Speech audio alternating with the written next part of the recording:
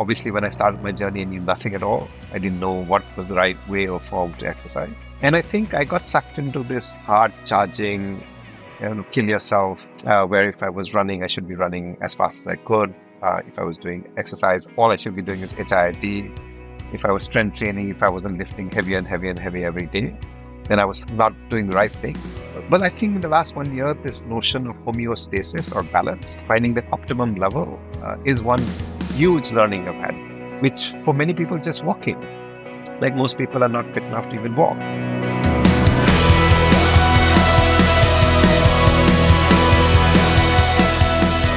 Well, folks, it's actually quite late for my podcast guest today over in India. What time is it over there, Ritesh? It's almost like 12:15. Man, so just so everyone listening in knows, that's kind of a big deal because when I was in India on this last kind of like speaking and biohacking tour that I did, we went to some parties and there was like me and one other guy who were leaving the party at like 9:30 to go get our beauty biohacking sleep then, and that was me and Ritesh. So I connected with and Ritesh. I always second guess myself as I'm saying your name. It's Ritesh Bawri. Is that correct? Yeah. So I mean, if you wanted to make it easier for yourself, you could say Ritesh. Ritesh. Okay, Ritesh. Yeah. Ritesh Bawri. Yeah. That is actually a lot easier to say. Easier. So Ritesh and I connected at a talk that I gave over in India in Kolkata.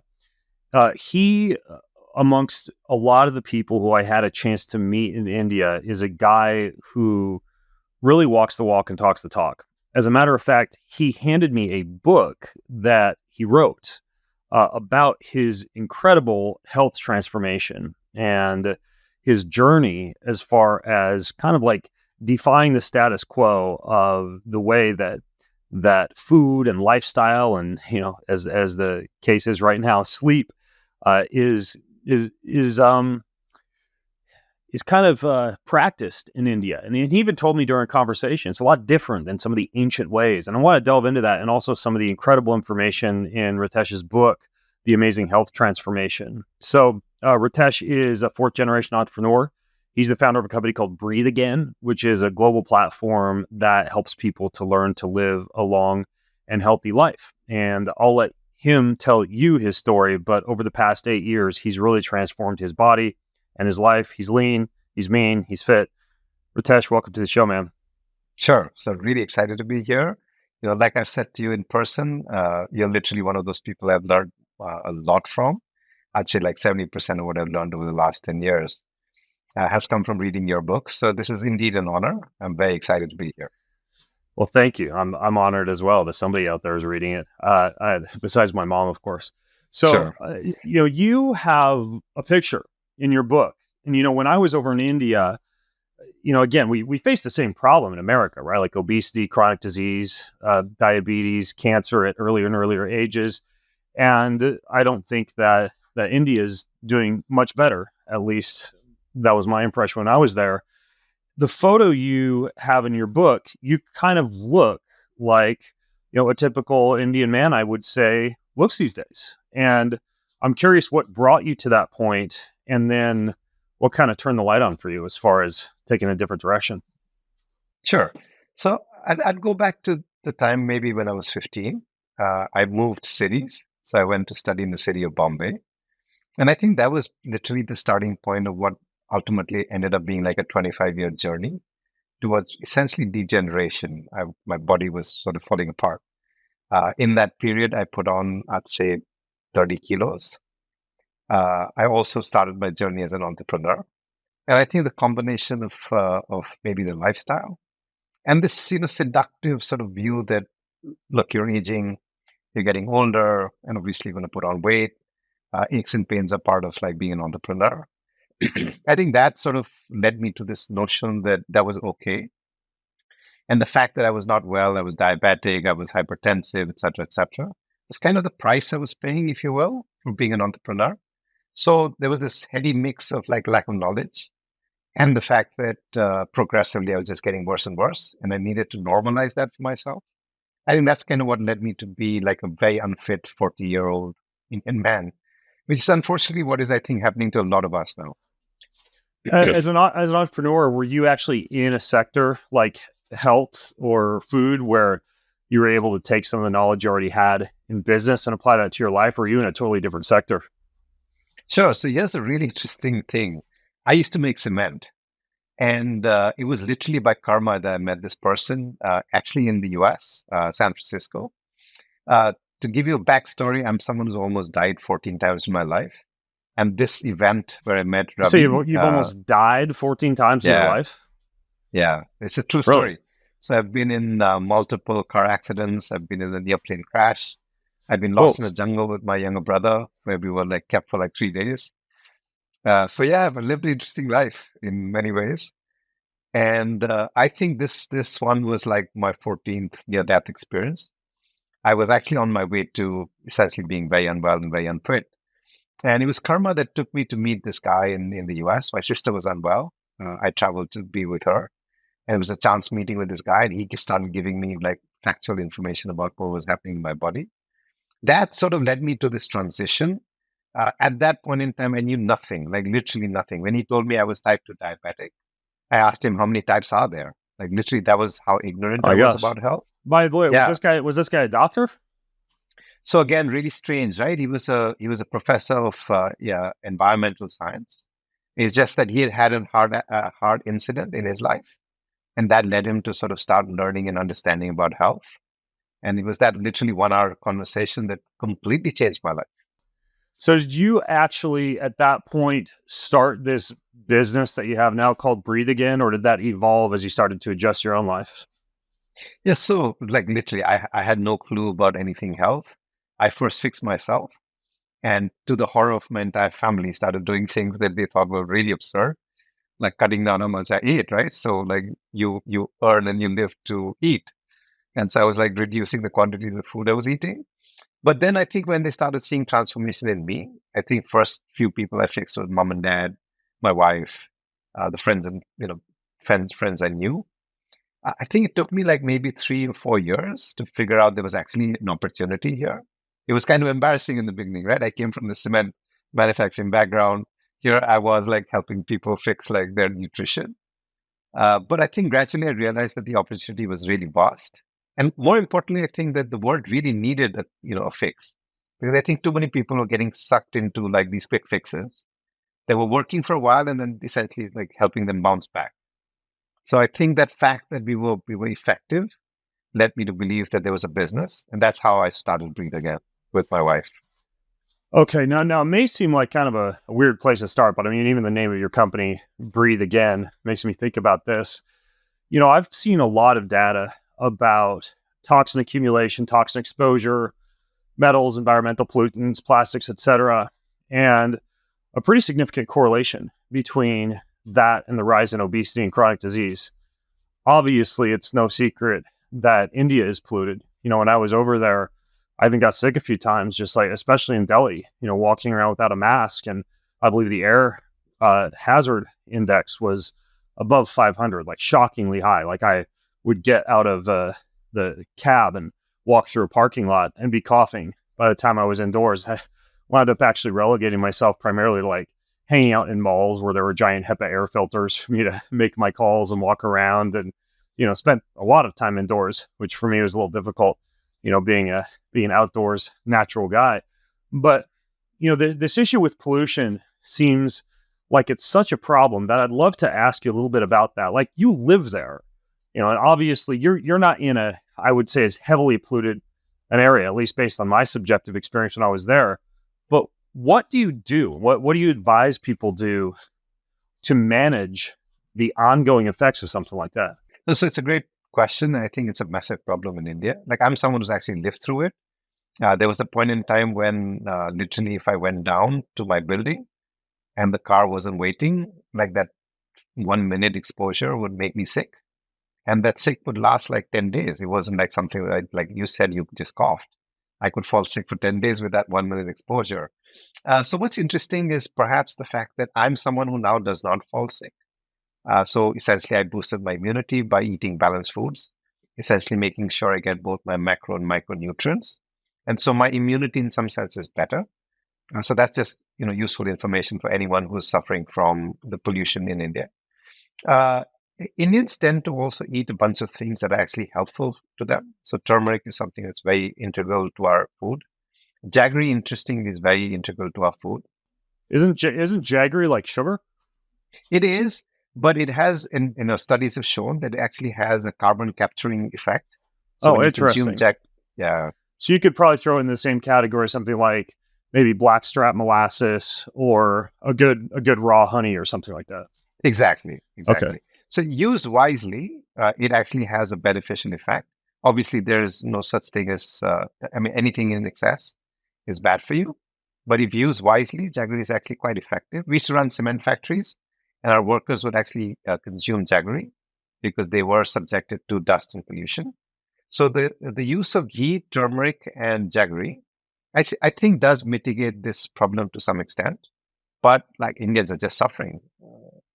By the way, I learned in a recent podcast that when it comes to carbon capturing, this new compound that a lot of people in the biohacking industry are using that has some good data behind it for longevity, but it's also a really potent antioxidant is C60, carbon 60. It's actually pretty incredible. I don't know if the podcast I did on it will have come out. It probably will have by the time this podcast gets released, but I'll link to it. And by the way, for people who want the show notes for this podcast, they're at bengreenfieldlife.com/Ritesh, Ritesh, bengreenfieldlife.com/Ritesh, based on Ritesh's first name, of course.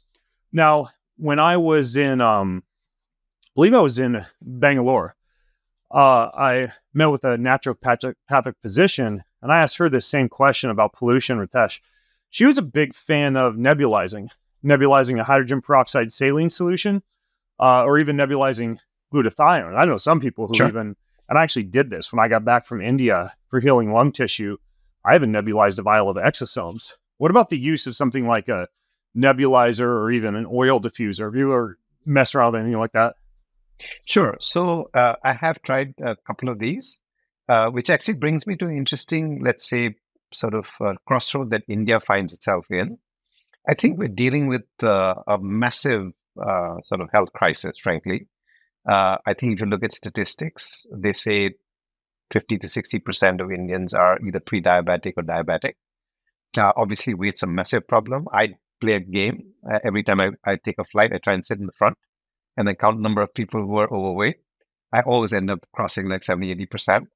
So it clearly tells me at least the flying class in India is clearly unwell and unfit. So I think we have a whole bunch of problems in India, pollution being one of them. What I think happens in India is that we tend to go more traditional. So let's say if there was a choice between using aerosol and using, let's say, turmeric, I think most Indians would just want to consume the turmeric and then pray and hope that things work out. I think the future is towards the direction that you're talking about, which is, let's say, IV, which is nebulizers, which is things like that. I think that whole stack is kind of getting built in India, but I still think there's a leaning towards just going traditional, which is consuming natural foods, maybe exercise, things like that. I think that's kind of where India's at right now. Yeah, I think that makes sense. And it's kind of related to the thing that you told me that I brought up earlier in the introduction. That's this idea of kind of like the way things maybe used to be in India from a medical standpoint. Of course, if I say that in the US, people will say, well, what do you mean? Like they use leeches and they cut off body parts and gave people surgery without anesthetic. And like old medicine was kind of, effed up for lack of a better phrase. But when it Sure. comes to India, what exactly do you mean when you think about the idea of straying from some ancestral patterns and the impact that's had? So I think India has this very rich tradition of both naturopathy and Ayurveda. I've actually looked at this a lot myself. And while I don't necessarily agree with every single thing that Ayurveda says, it's deep science. I don't think this is just someone sort of cooking up stuff. I think the wisdom in Ayurveda is not widely available. I think a lot of people have come in and sort of started to pretend like they know Ayurveda. But if you find the right practitioner of Ayurveda, they can cure you of pretty much anything. It's traditional use of herbs, traditional use of spices, traditional use of foods, traditional use of things like massages, which can like literally heal almost anything at all. So I think the science is there. I think the number of practitioners are not so widely available. I also think they have a communication problem. So they communicate in very traditional language, which for people like us who studied in the US, been around the world, I kind of get lost in their language very quickly. But I think there's deep science. When you say lost in the language, what do you mean? So, the minute, like, I'll use three terms: Vata, Pitta, and Kapha. Right? These are three types of bodies yeah, like the minute you say that, because it's not normal language for me, I'm already lost, right? I'm not sure what you're saying. I don't understand what that means. Uh, I don't really know what type I am, etc., etc. I think that language is just not so commonly available. And so it doesn't sound like scientific enough almost to me.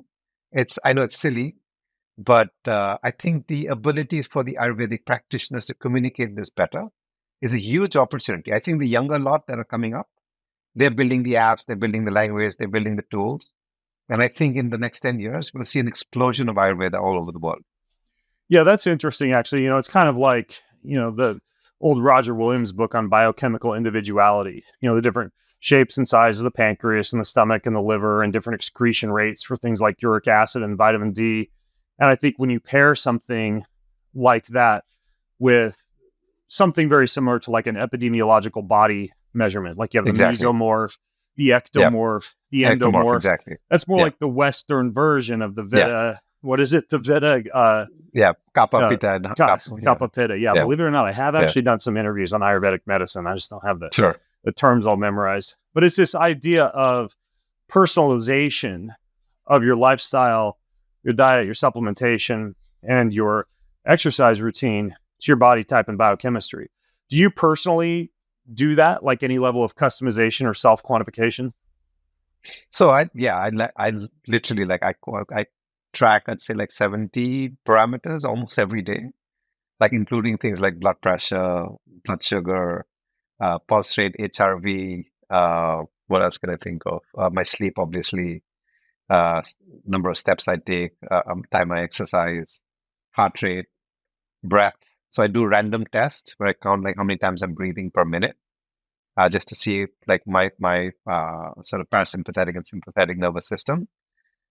So a whole bunch of things. I'm crazy about tracking. Are you using a specific app or platform or wearable or set of wearables for that? The thing that really works for me is the Garmin. So that's what I've been using a lot. I find that works really well for me. Which model is the Garmin? So this is the 5. I just in fact bought the 7 today. But I found this to be really effective across multiple sort of disciplines. So I cycle, I walk, I run, I swim, I hike. I've just found it to be very effective. It tracks my sleep really well. So that's something I've used as my standard. I have looked at the other ones. So I played with the Whoop, I played with the Aura. I put it on and put it off. But what I find works really well for me is all that data actually feeds into our Breathe Again app. So I get like one single stream, what we call a live stream almost. So what happens to me through the day, both in terms of nutrition, exercise, a lot of the meditations I do. So again, very interesting concept to use. I break my day into 6-hour windows. And so from the time I wake up, which is 4 a.m., 6 hours into that day, I break it with like a 5-minute meditation, which is actually delivered to me on my app. And then again, 6 hours from that, I break it again with a 5-minute meditation. I just find that transition to be amazing for me. It just sort of calms my body down, slows me down, allows me to breathe slowly. It's a conscious effort to sort of bring calm and peace into my body. So the alarm goes off, let's say that first 6-hour phase. What does the meditation look like? I'm assuming you're in the middle of something and notification pops up. Right. So what I do are mostly like breathing exercises, the equivalent of what you'd call box breathing. That's kind of what I'm doing both times. What I've done is I've also paired it with a song. And again, because it's our app, I can custom build these things for myself. But I actually train my body to respond positively to a song. And so I just hear that song over and over again. And I've actually trained my body that when I listen to that song, I just calm down. My body calms down. So that mix between slow breathing and that specific song works really well for me. For the song, are you uploading that to the actual app so it's auto playing, or do you go grab that off of Spotify or something like that? So we've got an API now into Spotify. So the song plays, the breathing happens, and that's it. I'm good. Are these songs like with lyrics, instrumental tracks, or all of the above? It's a really good question. I'm happy to share my song. It's called the Claire de Lune. It's obviously a classical piece. Claire de Lune. Yeah. Okay. I'll unless you want to pull it up right now and play like the first 30 seconds or whatever. I can also link to it in the show notes. Yeah, so probably easier to link it. Okay. I'll link it out. So obviously the diet is really interesting too. Like you and I went out to eat, I think the first night I was there, and had to navigate a menu in which, kind of similar to the US, right? A lot of seed oils, a lot of suspect ingredients in terms of the sourcing of the plant matter, organic, non-organic, etc. Less of an issue with meat, just because a plant-based diet, I believe, is 80% plus of the population over there. But I'm curious how you navigate the dietary component in India. And I'd also just love to hear your overall perspective on what I've talked about in the past, which is my feeling that seed oil consumption, increase of seed oils, replacement of traditional oils like ghee, coconut oil, and olive oil with, canola oil, safflower oil, and the like, is actually more responsible for the onset of insulin resistance than carbohydrate consumption, which really hasn't gone up at a very significant level in correlation to the rise in chronic disease compared to seed oil consumption. No, sure, absolutely. So again, I can tell you from personal anecdote. About 30 years ago, Dad came home and he said, throughout all the ghee, we're now switching to these industrial oils. And I think we can clearly see the transition from then as a family. I think India has gone through pretty much the same change. I think, in fact, the consumption of carbohydrates has gone down because almost every single person I meet now is apparently gluten intolerant. And so I've completely gotten off every single millet, every single grain you can think of, and yet are actually overweight, insulin resistant, type 2 diabetic, and worse. So I think definitely there are other factors at play. I think lifestyle is also one important factor here.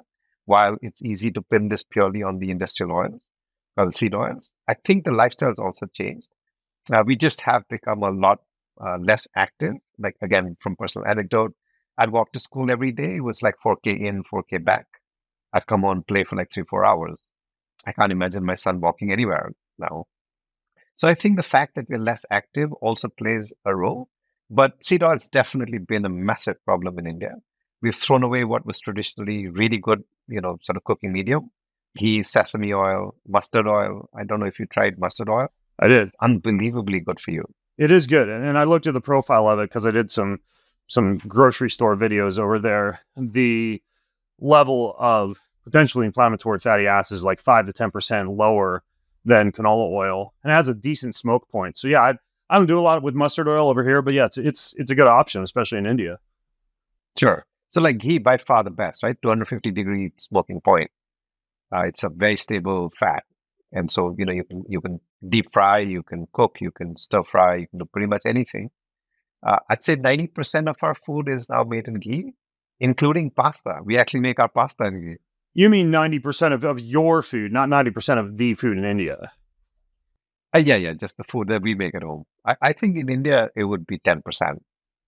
It would be exactly the reverse. Something I was wondering when I was asking when I'd go out to restaurants for my food to be prepared in ghee, is something that I'm aware of over here. Like if I'm at a restaurant and I ask for olive oil instead of, say, canola oil, you still don't know the quality of the olive oil you're getting, the sourcing of it, how much it's been adulterated or watered down, etc. With ghee, is it similar? Like does the source or the composition or the way that the ghee is made matter? Or is there something to look for or ask for when it comes to ghee? No, absolutely. So what we consume is something called Bilona ghee. How is that spelled? Bologna? Bilona. Okay. It's a specific type of ghee where actually it's hand churned over 48 hours by combining yogurt and fat. Who hand churns it? So there are people in villages who do this. That's where we source our ghee from. And from the little bit I've learned, that's the only actual version of ghee you should be having.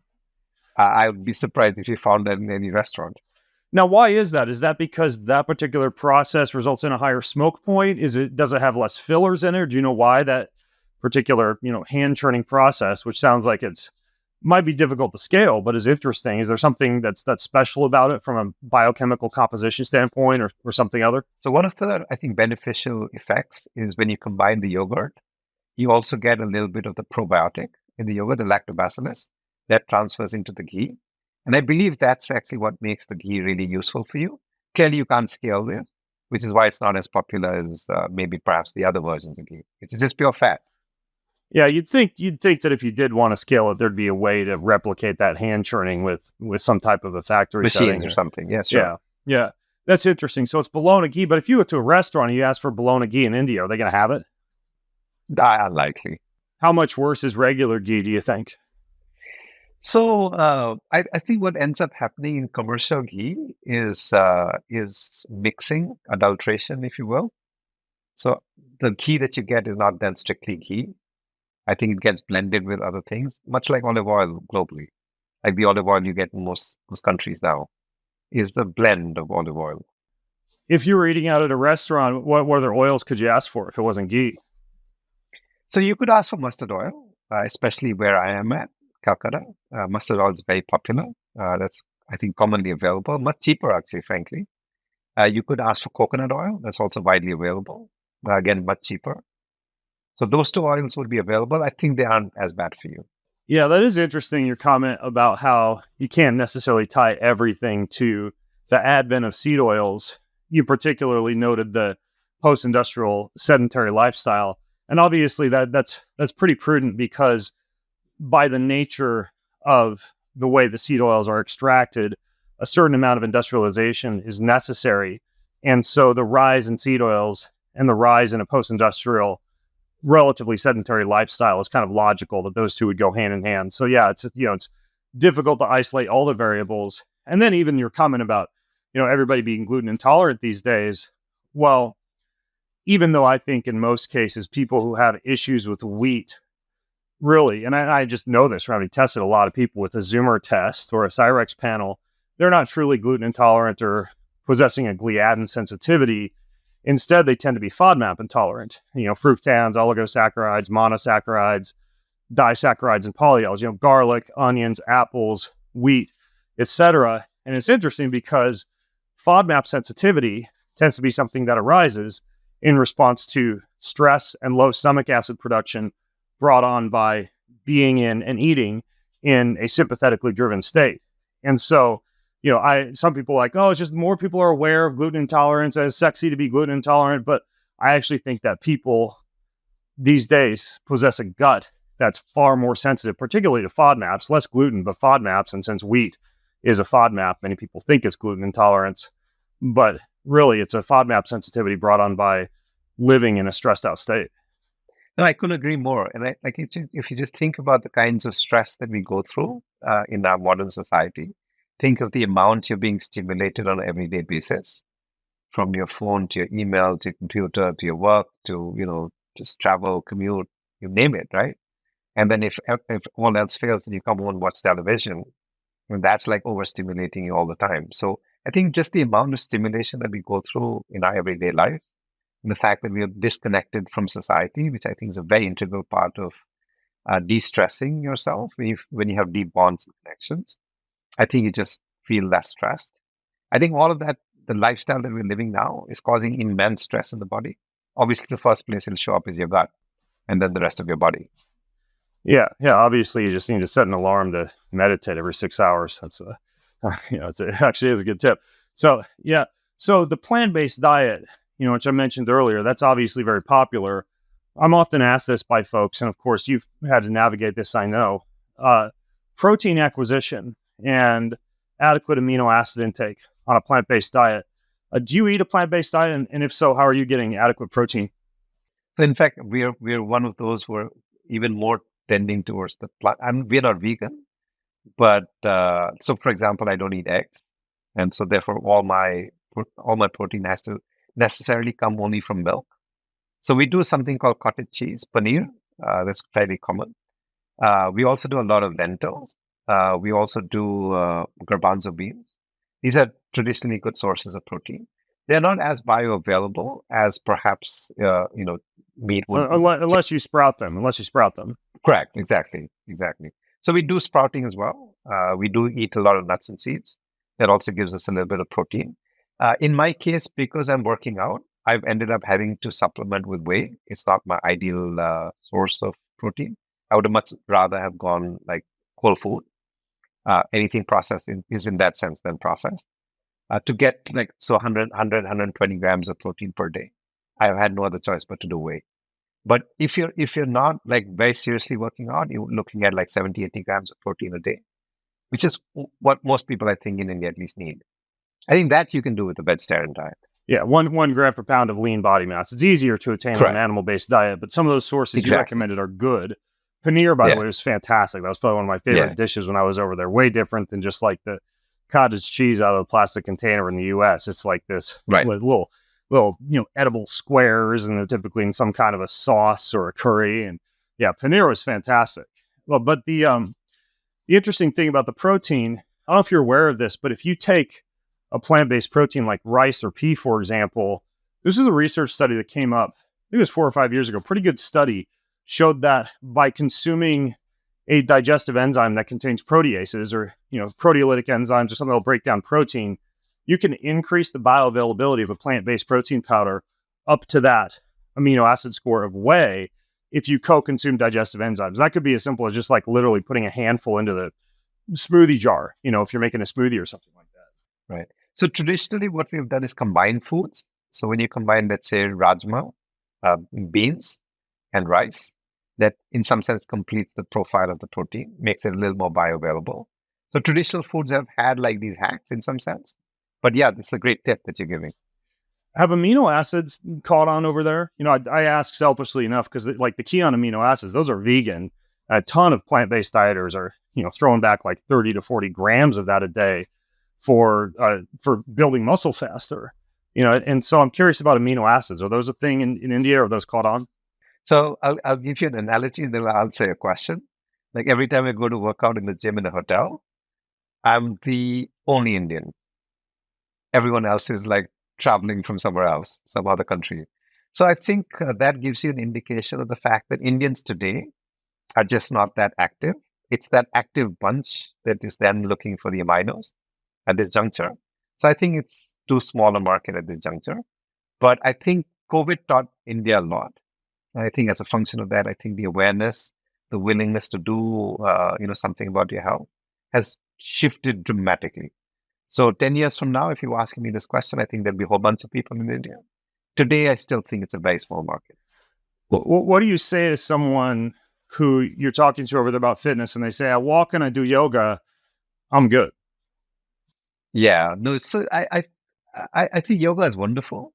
I think yoga is also misunderstood because I think the way yoga has been sold globally, it largely boils down to breathing and a little bit of stretching.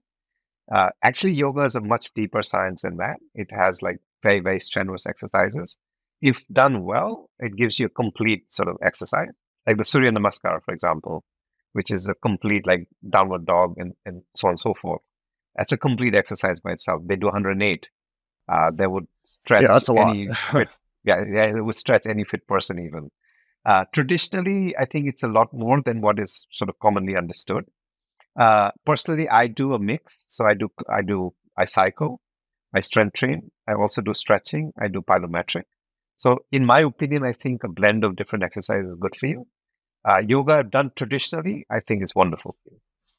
Yeah, I interviewed a guy named Dean. I think his last name is Pullman or Coleman or something like that, who'd written a book about yoga for strength. And I kept his book in the sauna, and it's some very long, deep isometric holds. Typically, when the joint, let's say like the leg in a lunge pattern is at 90 degrees, or you're in an isometric squat or a bridge pose, and it can be very demanding. I don't think a lot of people get quite to that level with yoga. Hot yoga, very similar for cardiovascular endurance, can be fantastic. And then, even like these, I don't know if you've seen the Tibetan longevity exercises before. There's 5 of them. I do them a lot when I travel. And for example, one is just a traditional like bridging exercise, or the Exactly. yoga, I believe it's the chaturanga series, right? Where you go to down dog, down to plank, up to kind of a cobra stretch, back to down dog, where you're doing like 21 to 42 reps. It takes 20 minutes to go through these 5 exercises, and you're kind of gassed when you're finished, but it just goes to show that it kind of depends on the volume, and also I think the volume, the condition, right, like cold or heat, and then also the length of time spent in an isometric contraction that could make yoga strengthening or just kind of like an easy passive stretch. Exactly. So if you think of the concept of time under tension, like I think yoga forces you to spend a lot more time under tension than does a traditional, let's say, bicep curl or whatever you want, unless you then specifically slow it down. Right. Or you have one of those fancy like isometric training machines that holds you in a specific position. So we haven't really talked about it that much, but I know that, of course, spiritual care and spirituality is widely emphasized in India, and also something you talk about in your own book. You've mentioned to me a couple of times kind of like the potential conflict between longevity and spirituality, where it's my understanding that spirituality in India is to kind of find salvation or escape the cycle of life and death. But then longevity is about extending life. You look at the extreme biohacker transhumanists, and it's all about almost like this mad dash, nearly frantic and stressed effort to hold at bay anything at all that would threaten to shorten life. And that could even include staying out past your bedtime with your family, or going, spearfishing with sharks or something, just because, life extension at all costs is the holy grail. So I'm curious your take on that, spirituality versus longevity.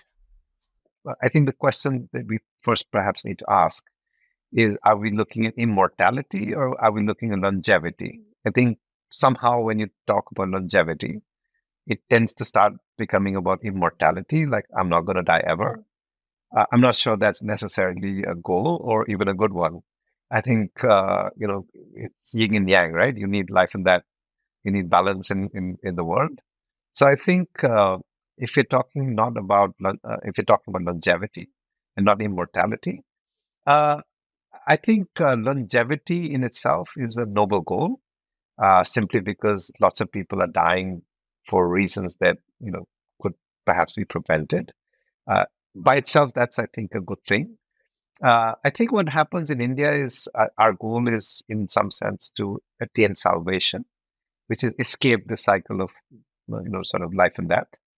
And if that were your objective, then you don't really need that much time.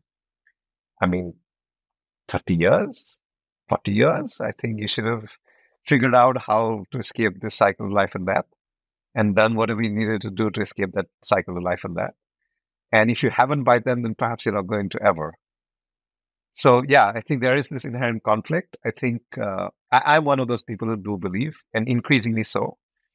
My own journey has been someone who was an atheist, who then became spiritual. And I think today I'm at this point in time where I'm deeply religious. Like I believe in the fact that there's a God. I believe in the fact that, my actions itself do not lead to outcome all the time. I think there is a divine power that sort of shepherds my life in a certain direction. And so I'm tending more towards like, I need to attain salvation. And sure, if I can get a couple of more decades in while I make that effort, that probably would be a good thing. Yeah, my take on it is a little bit similar to yours. For me, with a Christian background, as a Christian, I in no way believe that immortality or like transhumanistic, life extension by freezing your body and implanting a new brain and consciousness or anything like that is something that is achievable, nor something we should spend a lot of time pursuing, because it's basically assuming that in the end we can play God. And if that's the case, then we don't need God. We don't need salvation. And so for me, it's more about equipping myself to be in as healthy a position as I can to be able to maximize my impact for achieving my life's purpose. And that would include, let's say you have found salvation. Well, what if you gave yourself, via the process of healthy living or even biohacking or life extension strategies, an extra 20 or 30 years to not only be able to enjoy and love people and love God and enjoy this planet, but also to spread that message of the salvation that you found to other people. Like in 30 years, you could potentially, let's say you do believe in immortality through salvation and your spiritual walk or connection with God, then, potentially if you do a good job over 30 years, you might take an extra 30 people along with you into that immortality, Oh, I couldn't agree more. And like, I'll give a really interesting analogy. The Buddha actually apparently lived till he was 82. And obviously he was spreading his word till his last breath. So yeah, absolutely. If the fact that he had longevity, if you will, and lived till 82, he was able to spread the word. And, there's so many people who follow his path. I'm one of those who's inclined towards Buddhism in a very deep way. Absolutely. Yeah. Like I have nothing against longevity. Yeah. Yeah. I think immortality is achieved through having offspring who live after you and continue your legacy. Do you have kids? Yeah, we have two. So I have a 10-year-old and a 5-year-old daughter. If you were to sit your kids down and tell them what you know about achieving a healthy life, would there be certain pillars you would focus on? Right? Like I was hearing someone yesterday say that basically oxygenation and electricity are the two pillars to focus on for health. I've heard other people say, whatever, it's sleep, stress, movement, diet, etc. For you, what would the pillars be? So I think there are a bunch. Obviously, I think your body's electricity, it's energy in that sense. Obviously, oxygen is the fuel for the body. But I think to make it more simple, maybe in a way, for the masses to sort of follow, I think you need to focus on nutrition. You need to focus on exercise, movement. You need to focus on your sleep. Growing up, I thought sleep was for lazy people. So I think sleep is really important. I think breath is really important. I think meditation is really important. Meditation for me is the power of micro trauma. So sort of like exposing myself to little small bits of trauma, such that I can forgive and forget, move on. So I think that meditative practice is really important to me. Toxicity is really important to me, especially because of the environment we live in. Like you said in the beginning, think of the exposure to microplastic. And I think the data that's coming out now about just the quantum of exposure and what it's actually doing to our bodies, they're finding it now is connected to cardiac arrest. Like they're finding microplastics even in your blood. And so I think toxicity is really important. So yes, of course, electricity and oxygen. But I think for more sort of people who aren't really immersed in the world of health and wellness, I think you need to make this a little more simple to follow. And therefore, I think these 6 are really important. Okay, so the 6 again are? Nutrition, exercise, sleep, breathing, meditation, and toxicity. Okay, got it. Are you doing anything on a regular basis for the toxicity component? Like, do you actually have regularly scheduled detoxification protocols or enemas, sauna, ozone, anything like that? So I try and do as many different things as I can. So obviously we spend a lot of time in the sauna. We do ozone. That's again something we expose ourselves to. We even do simple things like wash fruits and vegetables. So we use vinegar to wash our fruits and vegetables. That unfortunately all our food is not organic. So that just takes away some of the pesticide. Yeah. Vinegar, by the way, I'm glad you brought that up. I wish more people knew about that cheap hack for, produce that has pesticides and herbicides, at least on the surface. Exactly. So we actually wash and scrub as much as we can, as much as practical. I just find that to be a really simple, easy, way to sort of clean up the food. We use a lot of herbs and spices, very common in India. And then we find that as being something that really helps. We also do ghee chelation. So the protocol is actually to do 2, 4, 6, 8 spoons of ghee over a 4-day period. Ghee is a wonderful chelating agent. It takes away even heavy metals like mercury, lead from your body, especially your digestive system. So we do a whole bunch of things. I wish I could do more, honestly. The one thing I have done is cut plastic completely.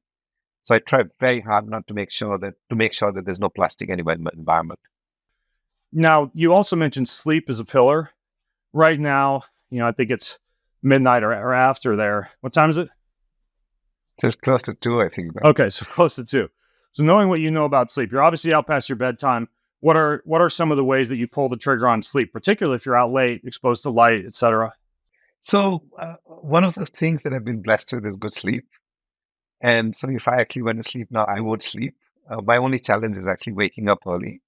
So you know how you get a rush of cortisol early in the morning. I delay that gratification as much as I can and try and get in that like little extra hour. But otherwise, fortunately, I'm really good on sleep. I've never had a problem with sleep. If you like that extra hour, I'm on this kick right now where I usually naturally awake around 4:45 or 5. I've been staying in bed an extra 20 or 30 minutes. I have this thing called a sensate. Have you seen it? Yeah. I've Okay. heard of it. It's really Yeah. good. Yeah. A Yeah, little vibrating. It's like the size of one of those old exactly. computer mouses. It ties to these audio tracks that are engineered to sync to the vibrations of this device. It's usually placed right over your collarbone. My wife feels like it makes too much noise, but I found that if I put a pillow on top of my chest, it kind of muffles the noise, and I'm the only person that feels the vibration.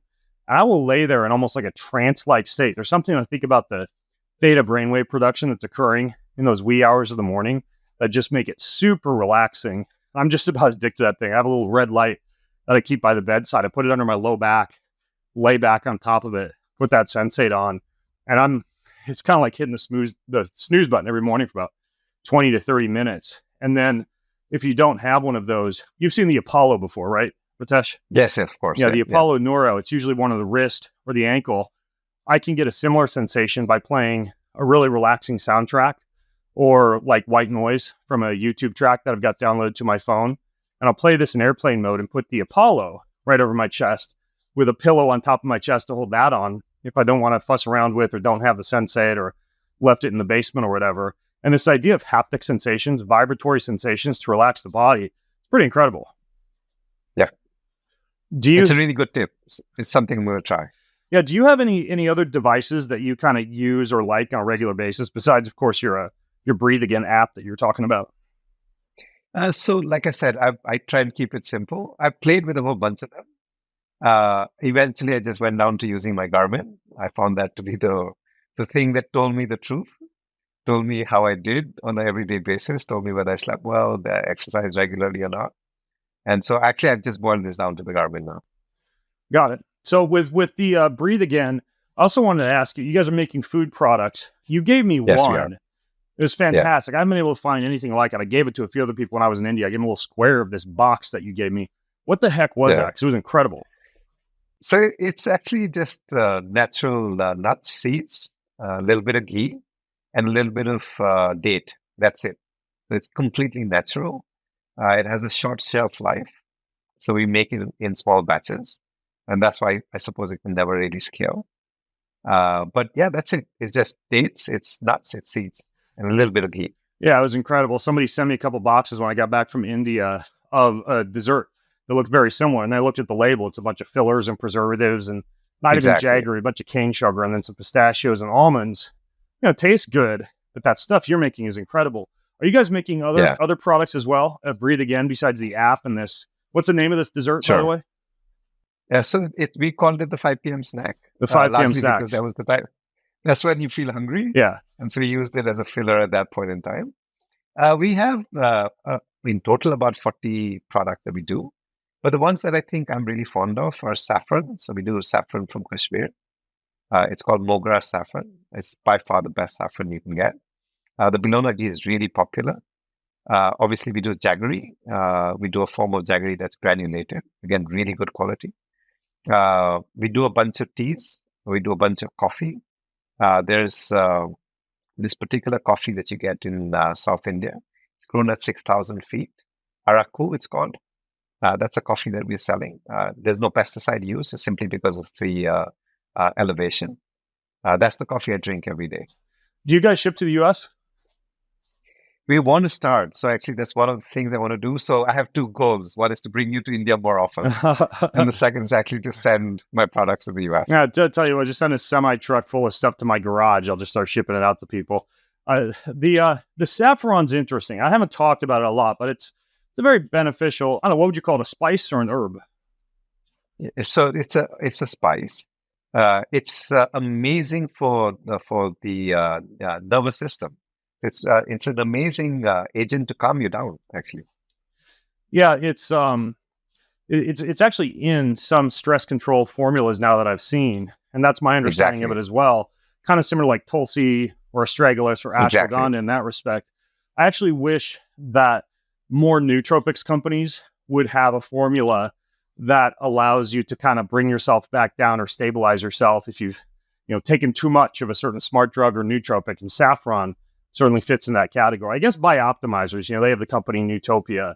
I like their nootropics, and they have a product called Stress Guardian, which I think is kind of similar. Qualia, they make the product Mind. Sure. Yeah. They have one called Resilience, which is kind of like that. But I'm always, I always have something on hand in the pantry should I get myself a little bit too amped up on caffeine or something like that. And I haven't done a whole lot with saffron. You ever put it in coffee just to kind of like counteract some of the caffeine effects of coffee? You will not believe, but that's exactly how I use my saffron. Really? Okay. Yeah. How important is it to select your saffron from a certain source? Do you look for anything in particular? Yeah. So every single product that we have, we actually went to the source because it's very easy to get misled, to actually have like adulterated versions of the same product. So we went to the village literally where the saffron was grown. We went to the village where the ghee was made. We went to the village where the coffee was grown. And then we sort of developed a relationship with them just to make sure that the quality was always standard. Okay, got it. I'm going to grab a little bit and try putting it in my morning coffee. How's it taste? It's amazing. I'm like addicted to it now. Yeah. Have you ever used rosemary in coffee? Apparently the rosmarinic acid will amplify. I have. So, well, specifically for memory, kind of like bacopa, but that's something I've done before, is rosemary sprigs in the coffee. As far as certain things that you've picked up or learned over the past year or so, I know you've got your finger on the pulse of the industry. Is there anything that you learned and applied recently that are big standouts, big wins for you, especially from a health standpoint?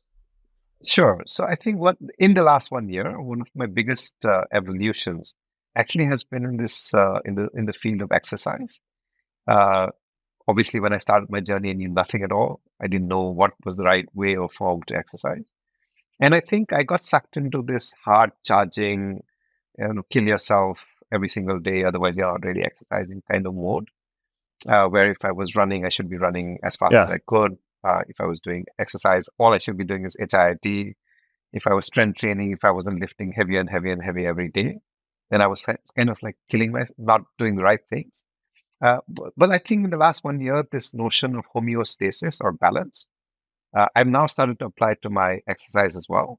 And now when I'm reading more about it, once I've understood it, I think unless there's a goal, so if I want to compete in the Olympics, sure, I need to like push myself really hard. But otherwise, for the most average person, I think finding a balance between what you can do and what you need to do, I think finding that optimum level is one huge learning I've had in the last 1 year, which for many people, just walking. Like most people are not fit enough to even walk. So try and run in that position, you're just going to end up hurting yourself, damaging muscle, damaging tissue. So I think that's really been one of my biggest learnings in the last 1 year. Just sort of slow down even, if you will.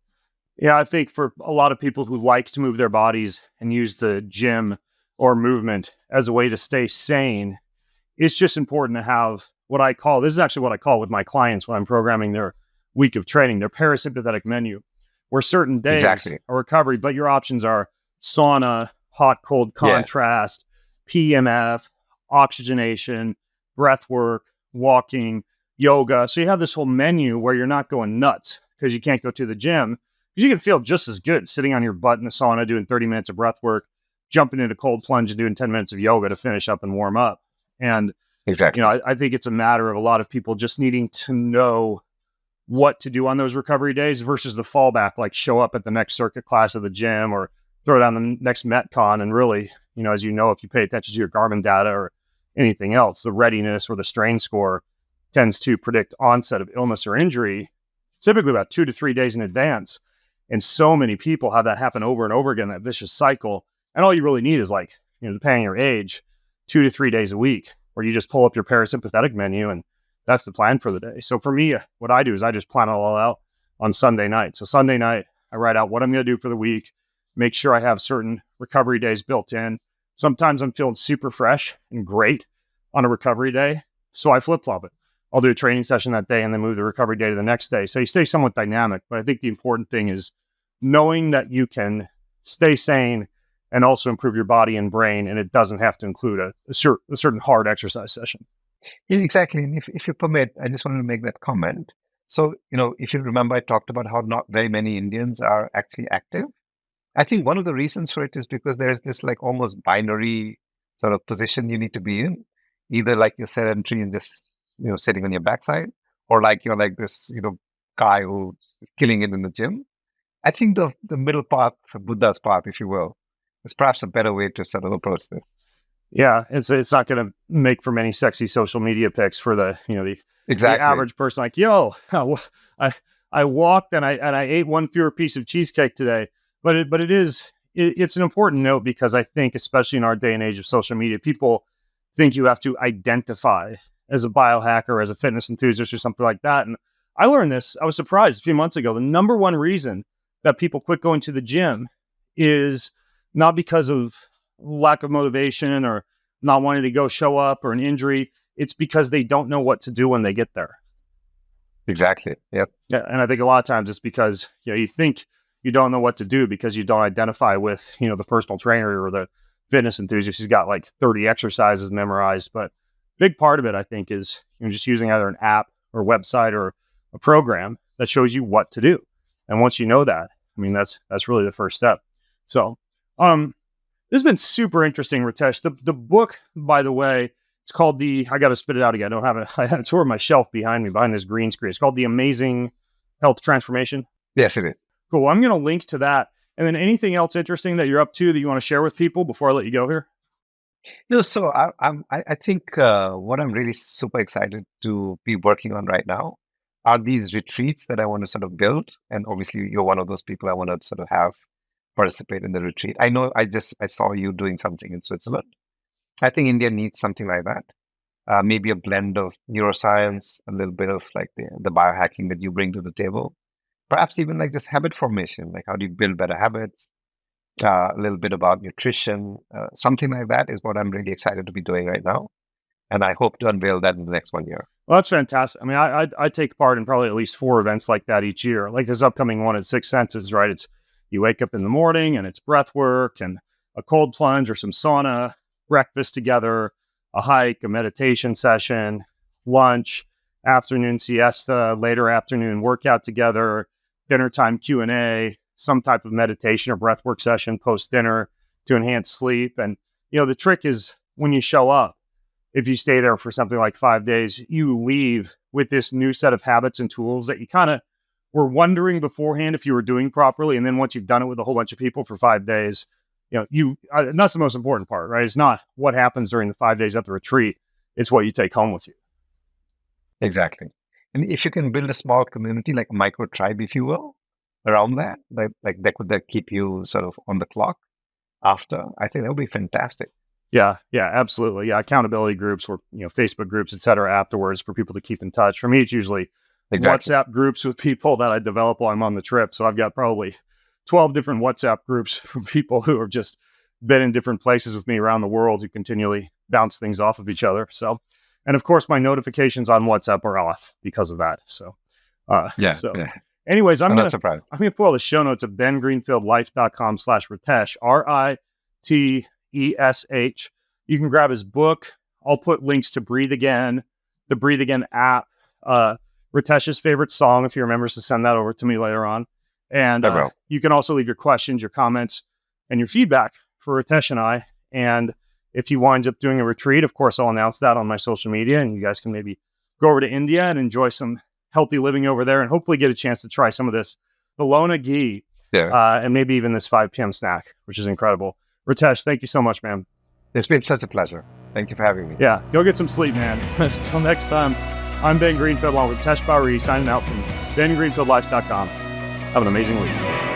Do you want free access to comprehensive show notes, my weekly roundup newsletter, cutting edge research and articles, top recommendations from me for everything that you need to hack your life, and a whole lot more? Check out bengreenfieldlife.com. It's all there. bengreenfieldlife.com. See you over there. Most of you who listen don't subscribe, like, or rate this show. If you're one of those people who do, then a huge thank you. But here's why it's important. to subscribe, like, and or rate this show. If you do that, that means we get more eyeballs, we get higher rankings, and the bigger the Ben Greenfield Life Show gets, the bigger and better the guests get, and the better the content I'm able to deliver to you. So hit subscribe, leave a ranking, leave a review if you got a little extra time. It means way more than you might think. Thank you so much.